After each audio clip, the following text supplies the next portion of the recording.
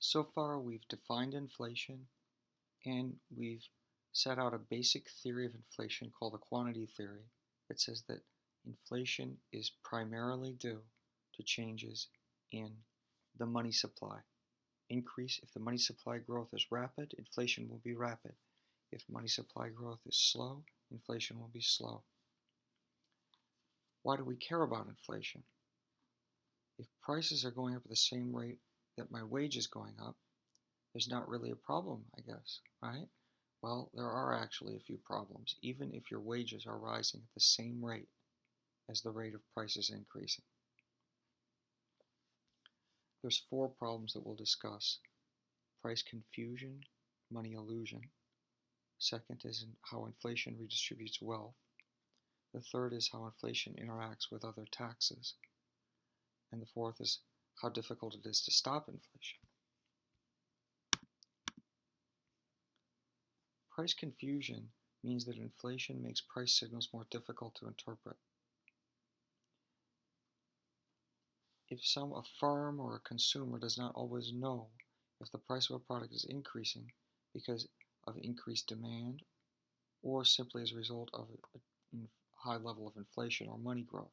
Most of us are not following the rate of money growth at all times, but an individual price might go up because demand for the product has gone up a lot.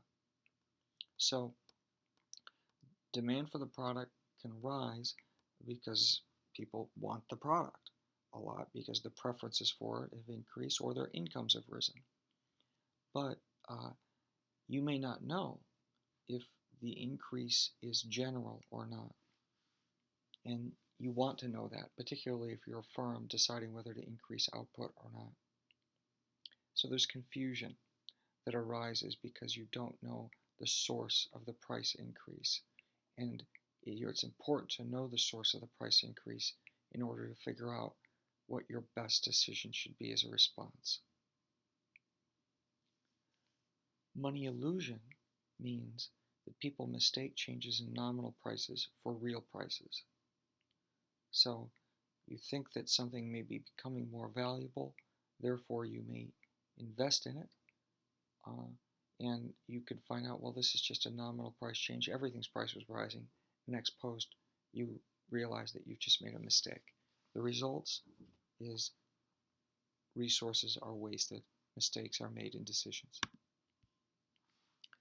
The second cost of inflation is the one which takes more time to explain. It's how inflation redistributes wealth. So, inflation is a type of tax that transfers wealth to the government. Governments print money, and they can just simply print money in order to pay their bills if their tax revenues are less than their expenditures.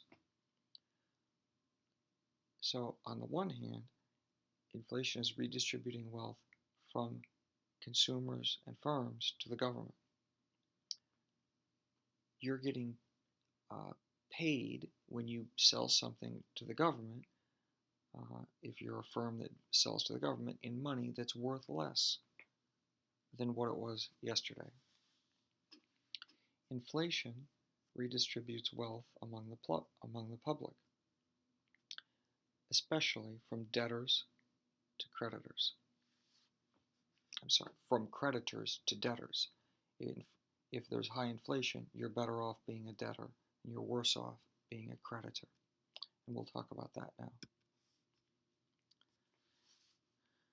The nominal rate of return is defined as the rate of return that does not account for inflation. The real rate of return is the nominal rate of return minus the inflation rate. So the real rate of return is the nominal rate of return minus the inflation rate. And you can substitute interest rate for rate of return. Suppose that a bank makes a 30-year home loan at an interest rate of 7%. If inflation is 3% over the time period, the actual rate of return then, the real rate of return, is 7 minus 3, or they made 4% in real terms on the loan. If inflation, though, unexpectedly was 13% rather than the anticipated 3%, they actually would have had a negative rate of return and in real terms, the bank would have lost 6% on the loan. The borrower, however, would be paying back far less in real terms than what they anticipated.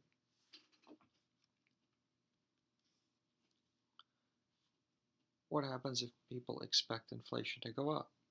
Well, because a lender is lending a quantity of money based upon a perceived risk of default and therefore deciding on a particular rate of return to compensate that risk, a real rate of return, they're looking at what the expected inflation is and they'll calibrate their nominal interest rate to that expected inflation.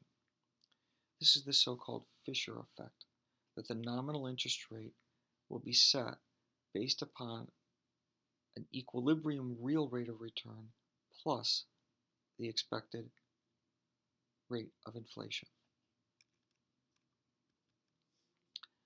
The Fisher effect has quite a bit of evidence in practice that nominal rates of return tend to increase along with inflation rates. Not perfect, but they track each other fairly closely.